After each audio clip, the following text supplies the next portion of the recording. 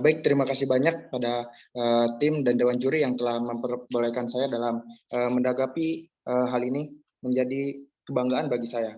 Yang pertama, saya sangat tidak setuju dengan argumen yang disampaikan oleh tim pemerintah, karena dalam hal ini apa yang disampaikan oleh tim pemerintah menyebabkan dan meningkatkan tingkat justifikasi pada mahasiswa yang ada. Ketika justifikasi ini sudah ada, terbentuk, membedakan antara prodi yang populer dan tidak populer, akan menyebabkan hal itu ketidakadilan akan terjadi.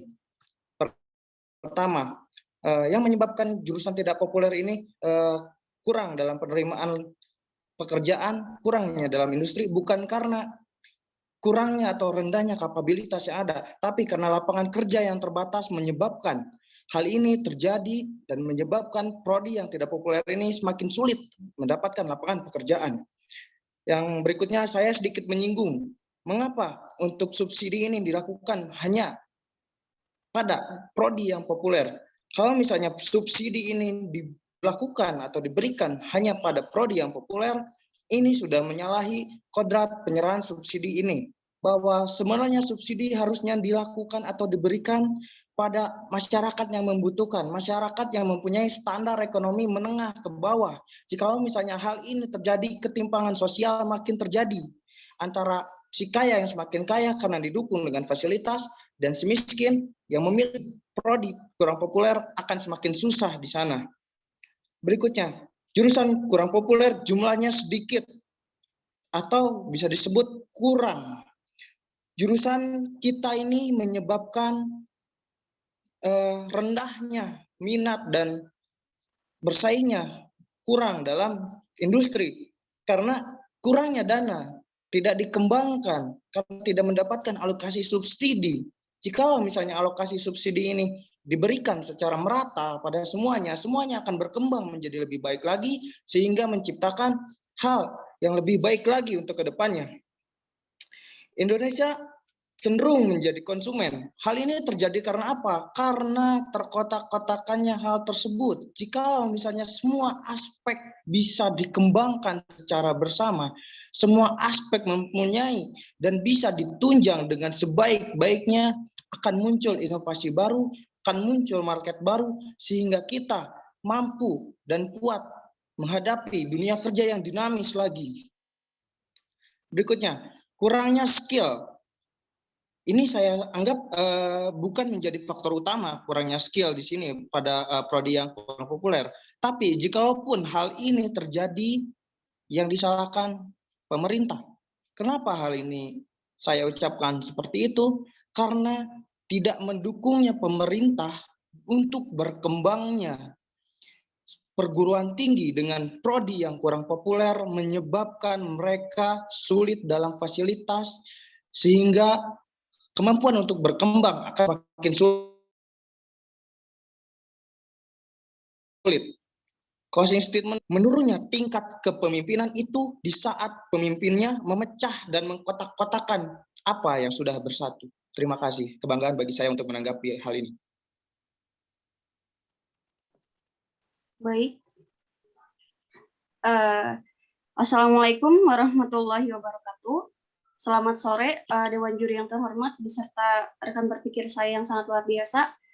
Baik, di sini saya sebagai tim pemerintah, sebelum saya ke poin argumentasi, saya akan menjelaskan dulu poin sanggahan dari tim oposisi pembuka. Mengenai poin pertama, yaitu orientasi angkatan kerja itu disebabkan menurunnya kapabilitas, sehingga peningkatan pengangguran itu semakin meningkat. Nah, jadi pemerintah di sini menyatakan mengapa tingkat pengangguran meningkat itu karena kurangnya kapabilitas.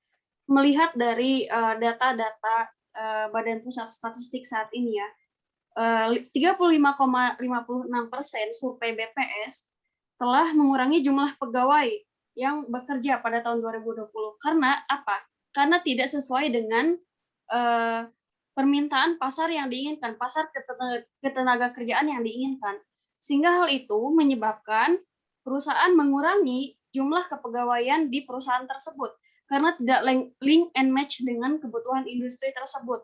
Sehingga ini membuat kami bersikeras untuk membuat program-program sehingga meningkatkan kapabilitas para mahasiswa, meningkatkan kemampuan dan keterampilan tidak hanya di bidang akademik, tapi juga di bidang soft skill yang dimiliki oleh para mahasiswa sehingga mampu memenuhi kebutuhan dari industri itu sendiri. Nah, yang poin kedua adalah jurusan yang akan terserap adalah mereka yang mempunyai link and match dengan industri. Maksudnya adalah di sini bukan justifikasi prodi yang tidak populer. Maksud kami di sini adalah dengan menetapkan beberapa prodi yang memang link and match dengan industri, kami di sini juga telah mengkalkulasikan supaya apa yang menjadi kebutuhan pasar di era transformasi globalisasi serba digital ini, kita hanya memerlukan beberapa prodi yang memang memiliki kemampuan atau mampu mengembangkan keterampilannya dan link and match dengan industri melalui beberapa program di sini. Dan yang ketiga adalah subsidi hanya diberikan kepada mereka yang mampu mengembangkan jurusannya. Maksudnya di sini adalah konteks kebermanfaatan subsidi yang pemerintah jelaskan di sini adalah fungsi apresiatif salah satunya. Dengan menetapkan fungsi apresiatif pemberian subsidi ini, sehingga mampu meningkatkan daya saing dari mahasiswa untuk saling berkompetisi untuk masuk ke dalam program yang sedang kami jalankan. Nah, poin yang keempat juga dari sanggahan Anda adalah kurangnya daya saing dan kurangnya skill dari para mahasiswa itu sendiri. Tentu kami di sini telah pemerintah menetapkan program Kampus Merdeka. Di dalamnya ada beberapa program seperti program magang praktek kerja, kedua adalah melalui program pertukaran mahasiswa, ketiga adalah melalui studi independen, keempat adalah melalui kampus mengajar, kelima kewirausahaan, keenam adalah asisten mengajar di satuan pendidikan. Nah, tentu di sini kami berfokus tidak hanya untuk supaya mahasiswa atau ketenaga kerjaan itu terserap di dunia pekerjaan, tapi juga mampu membuka lapangan pekerjaan melalui program-program yang kami jalankan. Contohnya di dalam program Merdeka Belajar itu melalui kewirausahaan. Nah, jadi menurut poin kita merujuk ke poin argumentasi yang ingin pemerintah sampaikan.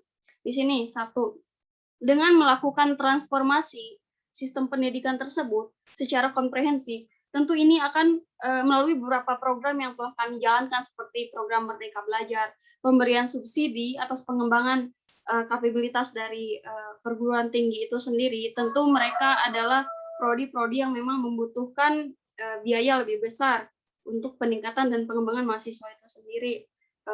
Untuk peningkatan permintaan pasar global, sehingga terserapnya tenaga kerja mampu memberikan kebutuhan sesuai dengan kebutuhan perusahaan gitu. Yang kedua adalah PTN harus memberikan upaya penerapan pengembangan keterampilan.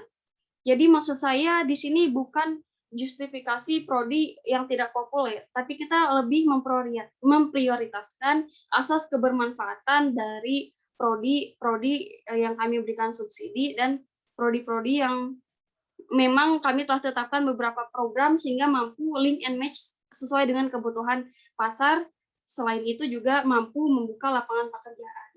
Mungkin itu tanggapan kami dari pihak pemerintah menjawab dari pihak tim pembuka oposisi. Terima kasih.